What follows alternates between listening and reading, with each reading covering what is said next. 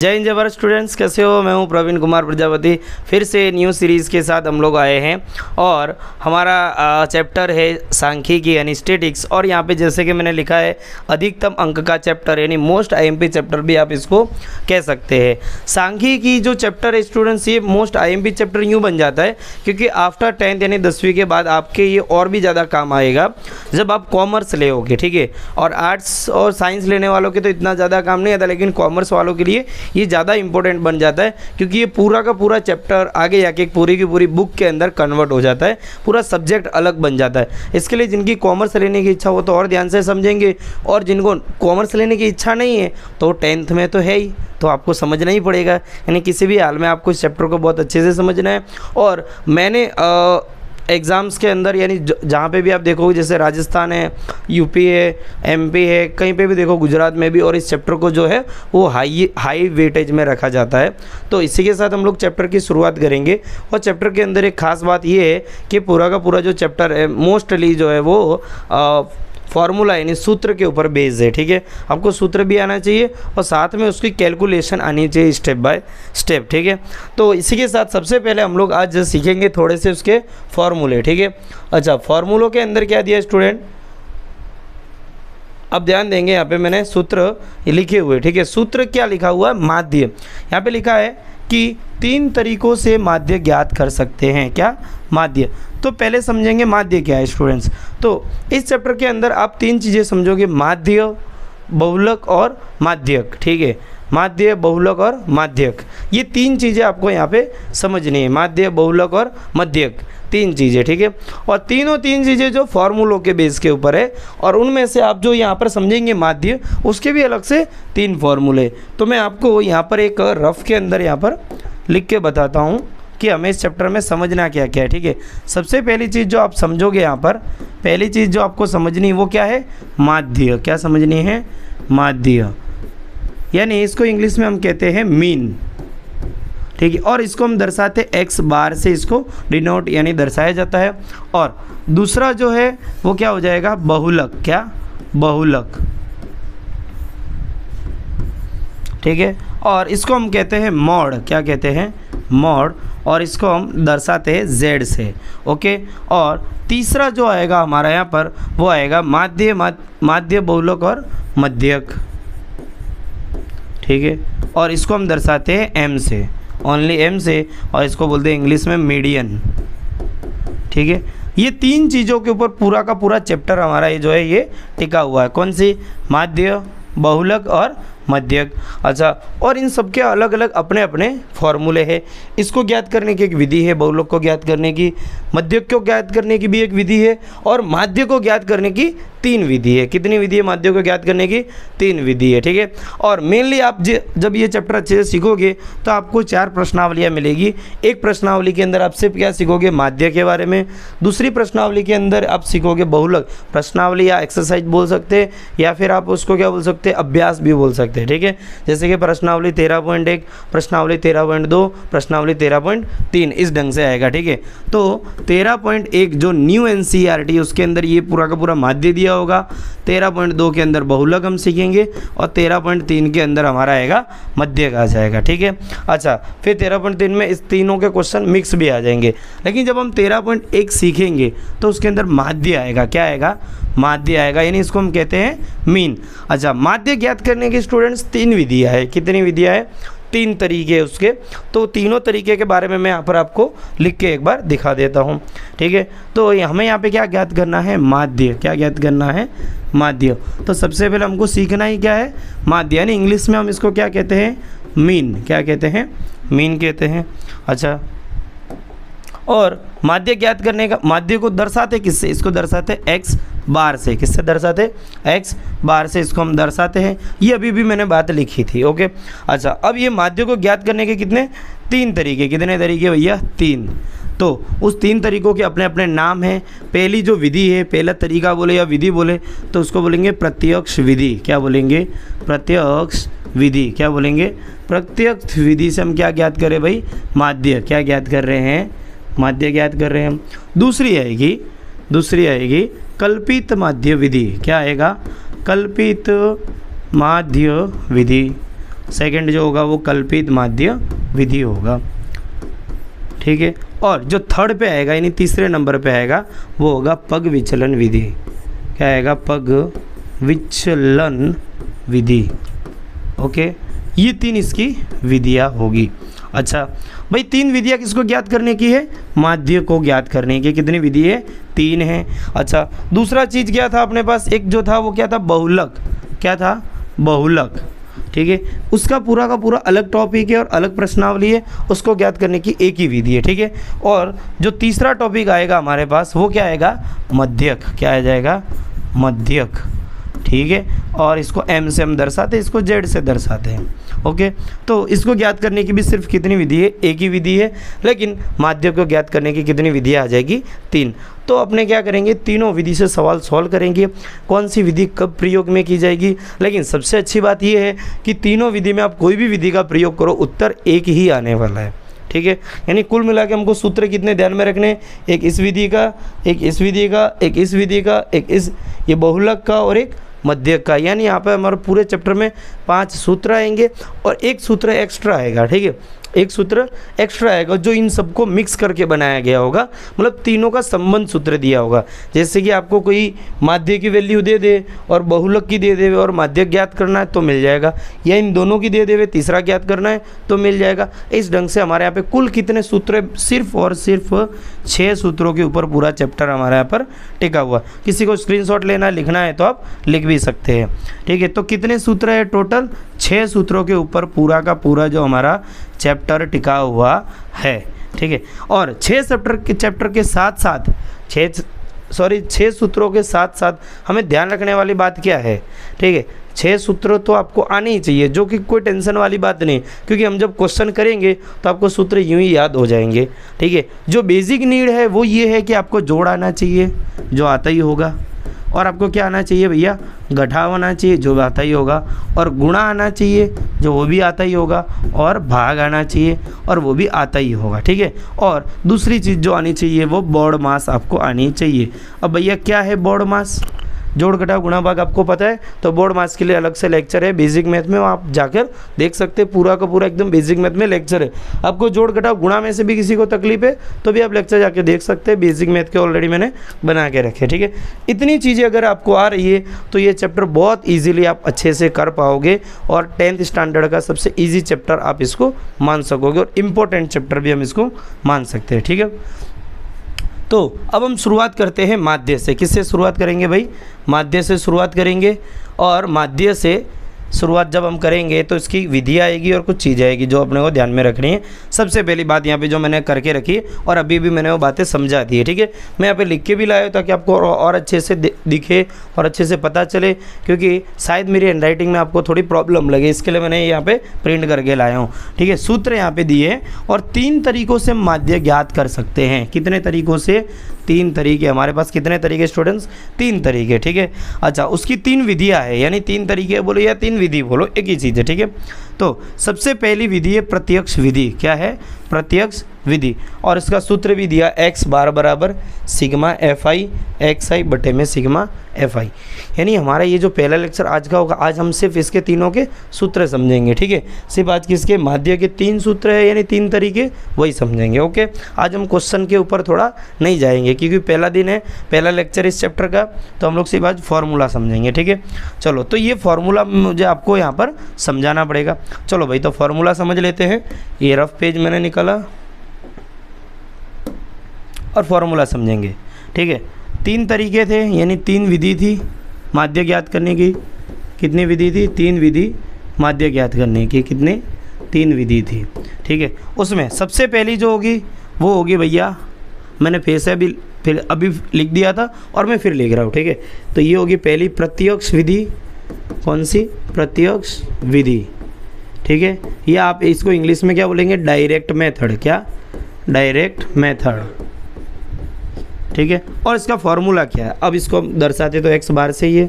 Formula बनेगा sigma fi xi बटे में, यानी अपॉन सिग्मा FI, ये इसका फॉर्मूला बन जाएगा। ठीक है, दूसरी विधि भी यहाँ पे अपने लिखेंगे भी और तीसरी भी यहाँ पर लिखेंगे भी। ठीक है, लेकिन पहले अभी इसको समझते हैं, बरोबर। अच्छा, x बार क्या है तो पहले से मैं बता देता हूँ, ये x बार है जो माध्य को दर्शाने का तरीका है, क्योंकि आप पूरा तो एक माध्य नहीं लिखोगे ना, हर बार आप बड़ा बड़ा माध्य लिखोगे। इसके जगह यहाँ पे सूत्र किससे दर्शा रहे, x बार से दर्शा रहे। ठीक है, इसको ऊपर वाली लीटी को क्या बोलते हैं, बार। ओके, अब इसके बाद बराबर सिग्मा FI XI बटे में सिग्मा FI। अब यहाँ पे वर्ड आ रहा है सिग्मा। ठीक है, मैंने बोला ना ये रहा सिग्मा। भाई ये सिग्मा क्या है समझ लो बात। ठीक है, मैं यहाँ पे बना देता हूँ सिग्मा, ये थोड़ा बड़ा बना दिया ताकि आपको और अच्छे से दिखे, क्लियर व्यू हो। ठीक है, इसको क्या बोलता हूँ मैं, सिग्मा। सिग्मा अर्थात क्या, सिग्मा अर्थात फिर वो सिग्मा मेल में मत ले जाना, यूट्यूब पे अच्छा सा ट्रेंड चलता है सिग्मा मेल वाला, ये वो वाला सिग्मा मेल नहीं है। ठीक है, सिग्मा मतलब क्या चीज़ है, सिग्मा का अर्थ यहाँ पे हम लोग क्या लेंगे इस चैप्टर में, जोड़। क्या ले लेंगे, जोड़, या फिर हम कहेंगे योग। ठीक है, या ऐड भी बोल सकते हैं। ठीक है, अच्छा किसका जोड़, जैसे कि मैंने यहाँ पे कुछ बातें लिखी, उम्र। ठीक है, मैं यहाँ पे एक चीज़ लिख देता हूँ,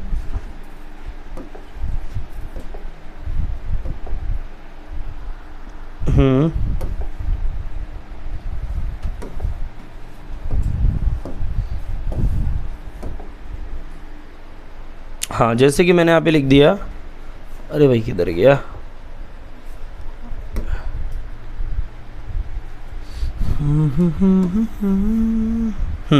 जैसे कि मैंने यहाँ पे लिखा x बार बराबर sigma FI, sigma FI XI बटे में सिग्मा FI। तो ये सिग्मा हो गया जोड़, मैंने क्या बोला, जोड़ हो जाएगा। जोड़ किसका जोड़, जो f की वैल्यू दी हुई, आपको यहाँ पर वैल्यू दी हुई होगी। एक उदाहरण से मैं आपको यहाँ पर समझा देता हूँ। ठीक है, अब देखो एक उदाहरण पे जाते जहाँ से हम समझोगे। ठीक है, मैंने यहाँ पर उदाहरण पहले से तैयार करके रखा है ताकि आपको पता चले।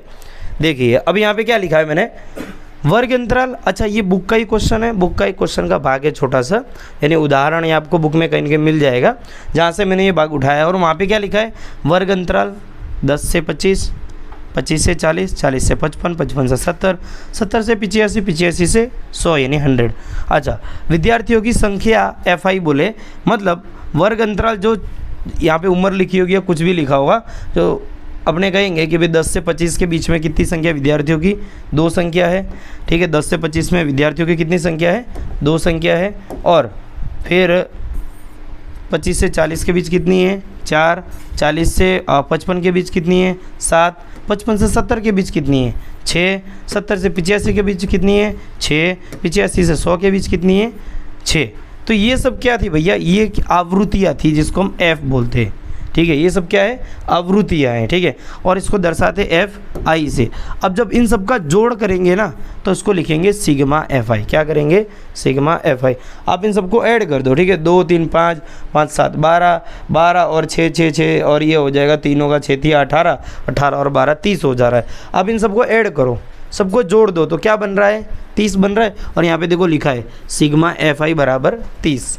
क्या लिखा है, सिग्मा FI बराबर 30। ये FI थे सब। ठीक है, ये फ्रीक्वेंसी आती F थी, यानी आवृत्ति बोलते हैं इसको। क्या बोलते हैं, आवृत्ति हम कह सकते हैं। ठीक है, इन सब का ऐड करेंगे यानी इनका जोड़ करेंगे तो क्या बन जाएगा, सिग्मा FI बराबर 30। ठीक है, अच्छा अब यहाँ आते वापिस भाई, क्या था फॉर्मूला, x बार बराबर सिग्मा FI XI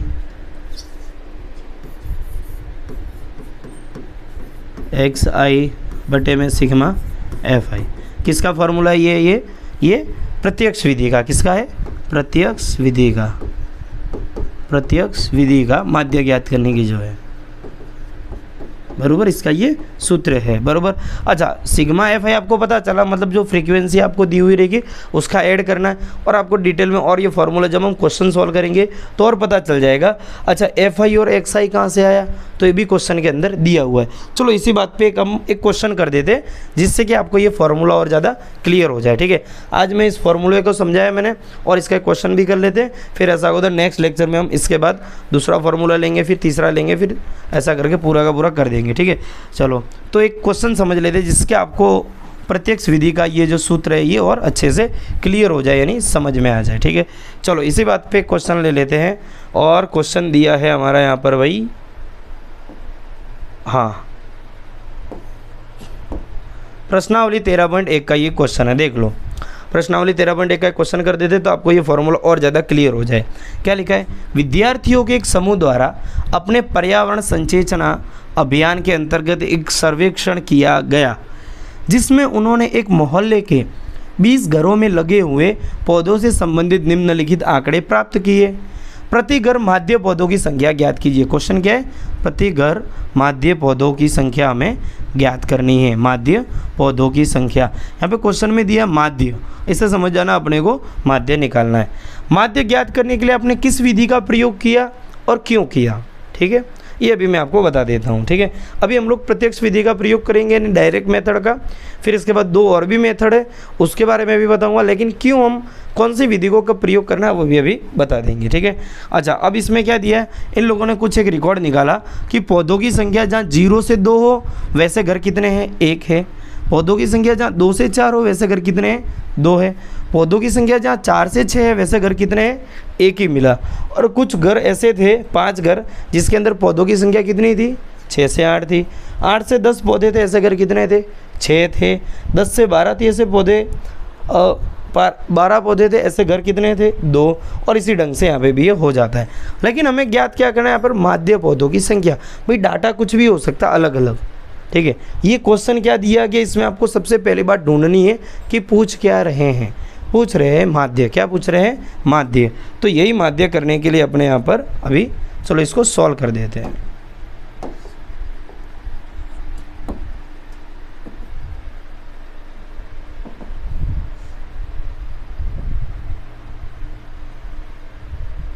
चलो क्वेश्चन को थोड़ा छोटा कर दिया जाए ताकि अपने को क्वेश्चन करने के लिए थोड़ी जगह मिले। ठीक है, अच्छा, अब मैं इस क्वेश्चन को सॉल्व करता हूँ तो आपको और ज़्यादा क्लियर हो जाएगा।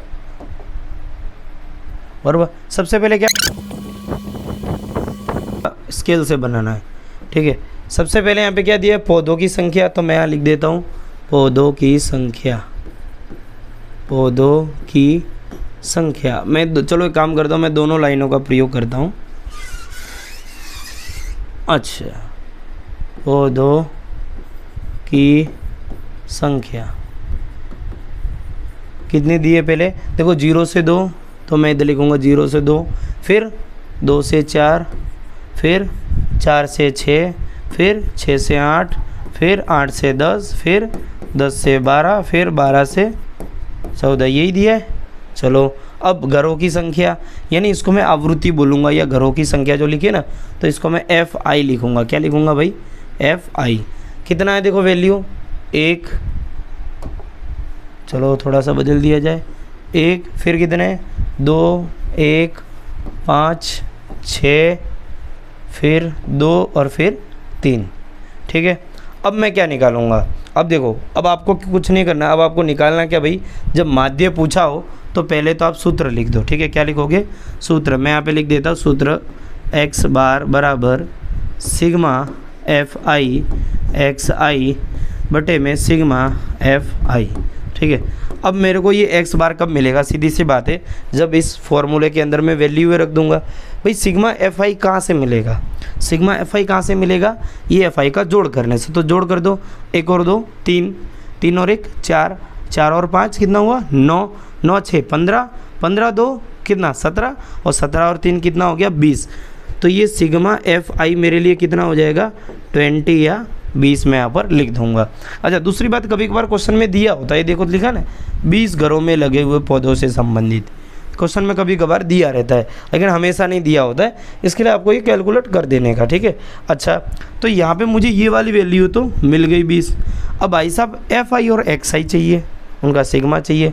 देखो FI तो ये पड़ा, ठीक है, ये FI पड़ा है, लेकिन XI निकालना है, तो मैं इसको बोलूँगा XI। और XI क्या है भैया, मध्य कीमत। क्या है, मध्य कीमत। XI क्या है, मध्य कीमत। याद रखेंगे XI क्या है, मध्य कीमत है। देखो अब मैं मध्य कीमत का यहाँ पे सूत्र आपको बता देता हूँ।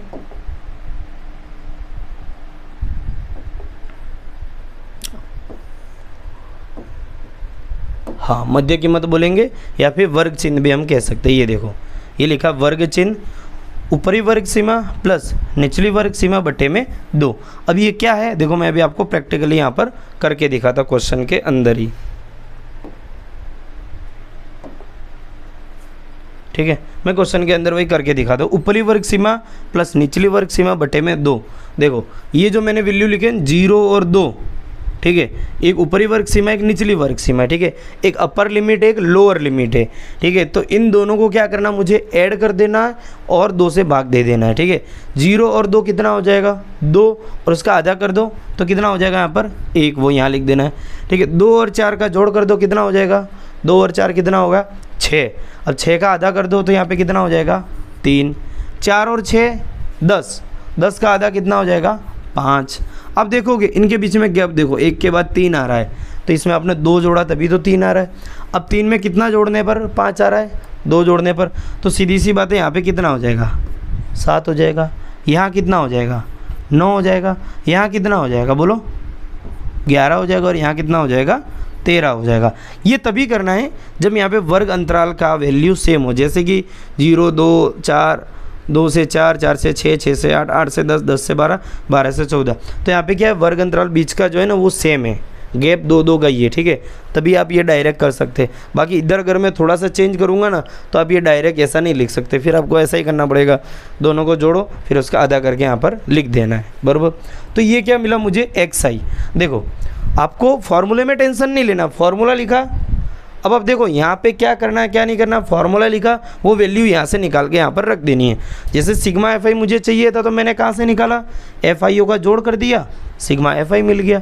अब मैं क्या करूँगा, सिग्मा एफ आई और एक्स आई निकालूंगा, ठीक है। एफ आई एक्स आई का गुणा कर देना। देखो मेरे पास एफ आई है एक्स आई है, तो मैं इधर लिखूँगा एफ आई और एक्स आई, मतलब इन दोनों का गुणा करके यहाँ लिखना है, ठीक है। 1 एकम 1, 2 तिया 6, 1 पंजे 5, ठीक है। 5 सत्ते 35, ठीक है। 6 निम्मा 54, ठीक है। 11 दूनी 22, फिर 13 तिया 39।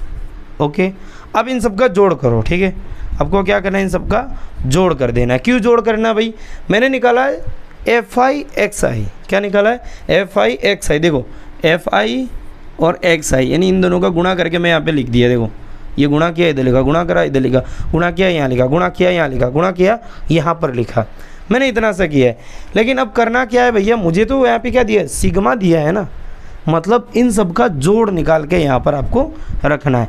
अब इन सब का जोड़ कर दो फटाफट, चलो करो फटाफट जोड़ करो। कितना आ रहा है, टाइम लगाओ, वीडियो को पॉज करो, फटाफट लिखो कितना आ जाएगा। आप जोड़ करोगे तो इसका आ जाएगा 162। कितना आ जाएगा 162। बोलोगे सर आप तो रट्टा लगा के आए, पर रट्टा नहीं, अब ये क्या करें, मैं 5-6 साल से पढ़ा रहा हूँ, उत्तर भी याद हो गए। यहाँ पे तो क्या जोड़ दो क्या, उत्तर भी याद हो जाते हैं हमको कभी कभार तो, और ऐसा होता है कई बार, अधिकतर सरों के साथ ऐसा ही होता है। ठीक है, आप जोड़ करो, मैं क्यों टाइम वेस्ट करूँ जोड़ करने में, करो। मेरा गलत निकले तो बोल देना कमेंट में कि सर आप गलत हो। ठीक है, चलो सिग्मा एफ आई एक्स आई बराबर कितना हुआ 162। आप इन सब का ऐड करोगे तो कितना आ जाएगा 162। तो मैंने यहाँ पे लिख दिया 162 और ये हो गया एक्स बार बराबर। बस इतना हो गया, यानी आपका उत्तर ऑलमोस्ट आ ही गया है। अच्छा, कभी कभार ऐसा होता है कैलकुलेशन में छोटी सी मिस्टेक हो जाती है स्टूडेंट की, जैसे उत्तर थोड़ा आगे पीछे आ जावे बराबर, तो टेंशन नहीं लेना। आपको ऐसा नहीं होगा कि पूरे मार्क्स काट दिए जाएंगे। जैसे कि ये क्वेश्चन आता है 4 से 5 मार्क्स में आता है, कहीं कहीं बोर्ड में 5 मार्क्स का रखा है, लेकिन अधिकतम जगह ये 4 मार्क्स में क्वेश्चन आता है बराबर। तो मान लो कि आपने यहाँ तक किया लेकिन यहाँ पे उत्तर गलत लिख दिया, तो अगर आपकी कैलकुलेशन सही है लेकिन उत्तर गलत आ गया तो क्या पूरा मार्क्स कटेगा? कोई बोर्ड वाला ऐसा नहीं करता है, 1 मार्क्स काटेगा तो काटेगा, बाकी नंबर आपको मिल जाएगा। ठीक है, अब देखो, अब इसको चलो आगे सॉल्व करते हैं। आगे कैसे करेंगे, चलो ये x बार बराबर कितना आया 162 बटे में 20। मुझे दूसरा पेज लेना पड़ेगा, चलो। हाँ, x बार बराबर कितना आया था, x बार बराबर 162 बटे में 20 बराबर इतना आया। अब मैं क्या करूँगा, 20 का इसमें भाग दे दूँगा। तो जो बच्चे जो भावुक हो जाएंगे फटाफट ऐसा करेंगे, दे धनाधन 20, दे धनाधन 162 और 20 का 20 से 20 होने से ऐसा पाड़ा पड़ने लग जाएंगे। अगर ऐसा करोगे तो आप मूर्खों में गिना जाओगे, ठीक है। ऐसा हमें नहीं करना है। तो कैसे करेंगे, देखो x बार बराबर 162/20 तो मैंने लिखा ही हुआ था, लेकिन मैं इसको ऐसा भी तो कर सकता हूँ ना, 162/2 × 10 भी तो कर सकता हूँ, ठीक है। अब मैं 2 का भाग दे दूंगा, फिर 10 का तो बहुत इजी हो जाएगा, ठीक है। चलो 2 का भाग दे देता हूँ, अब 2 का तो इजीली चला जाएगा 162 में, ठीक है। 2 कम 2 2 दूनी 4 2 थे 2 2 8 2 5 10 2 6 12 2 7 14 2 8 16, कितना हो जाएगा 2 8 16, 0 0। अब क्या करेंगे, 2 को उतारेंगे, 2 1 कम 2, ठीक है, ये 0। कितना आंसर आया 81। 2 का भाग दिया तो कितना आया 81, और बट्टे में अभी 10 रखा हुआ है। अब 10 का भाग दे दो, अब 10 का भी इस तरीके से भाग देने जाओगे। अगर आप इस तरीके से भाग देने जा रहे हो तो वहाँ कसम आपको अपने यहाँ के है ना बेसिक मैथ की सीरीज़ देखने की ज़रूरत है। कुछ नहीं तो 6-7 लेक्चर देख लो छोटे छोटे, आपको ये सब कैलकुलेशन पता चलेगी, ठीक है। तो 10 का डायरेक्ट भाग यहाँ नहीं देना होता, ठीक है। तो भाग किसका देंगे देख लो एक बार, देखो ये 10 का इसमें भाग देना है भैया, सीधी सी बात है। जैसे कोई संख्या आई है 2618, अगर इसके बट्टे में 100 रखा है तो क्या आप 100 से भाग देने बैठोगे यहाँ पर, ऐसा नहीं करेंगे। आप ये देखो कि एक के पीछे यहाँ पर जीरो कितने, 1 और 2 जीरो है ना, कितने जीरो है 2 जीरो है।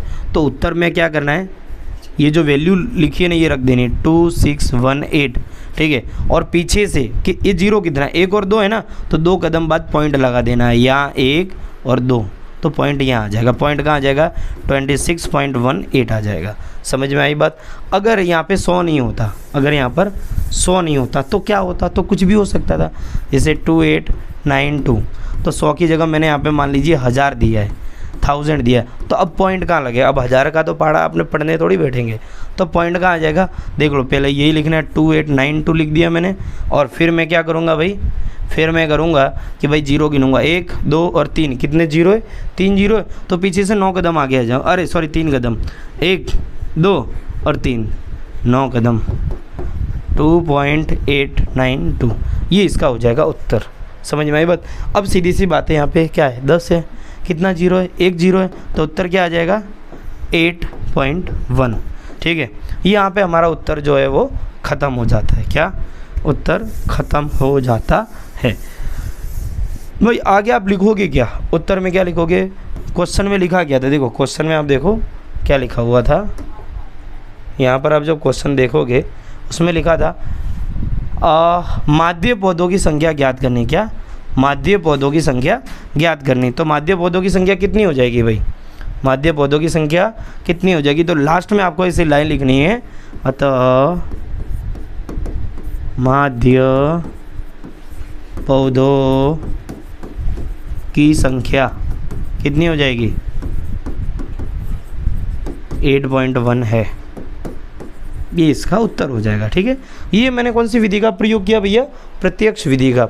अब पूछ रहे क्यों, क्वेश्चन लिखा ना माध्य ज्ञात करने के लिए आपने किस विधि का प्रयोग किया, प्रत्यक्ष विधि का। कौन सी विधि का, प्रत्यक्ष विधि का। अब बोलेंगे क्यों, तो क्यों का जवाब लिखेंगे भैया माध्य ज्ञात करने का हम लोग कौन सी विधि का प्रयोग किया, प्रत्यक्ष विधि का प्रयोग किया। बोलिए क्यों, क्योंकि वर्ग अंतराल बहुत छोटा है, क्योंकि वर्ग अंतराल सूक्ष्म है, ऐसा आप लिख सकते हो भाई। क्यों, देखो ये वर्ग अंतराल 0 से 2 2 से 4 4 से 6 है ना, मतलब बहुत छोटे छोटे आंकड़े। अगर यही बड़े होते हैं जैसे 500 से 600, 600 से 700, 700 से 800, 800 से 900, तो ये वाली विधि का अगर आप प्रयोग करोगे ना तो आपको उत्तर लाने में जहाँ 5 मिनट लगेगा उसकी जगह 15 मिनट चला जाएगा। कैसे चला जाएगा तो ये जानोगे आप अगले लेक्चर में, ठीक है। लेक्चर बहुत बड़ा हो जाएगा आज के लिए, ठीक है। तो जब यहाँ पे वैल्यू है छोटी 2 दी हुई हो तो आप प्रत्यक्ष विधि का प्रयोग कर सकते हैं।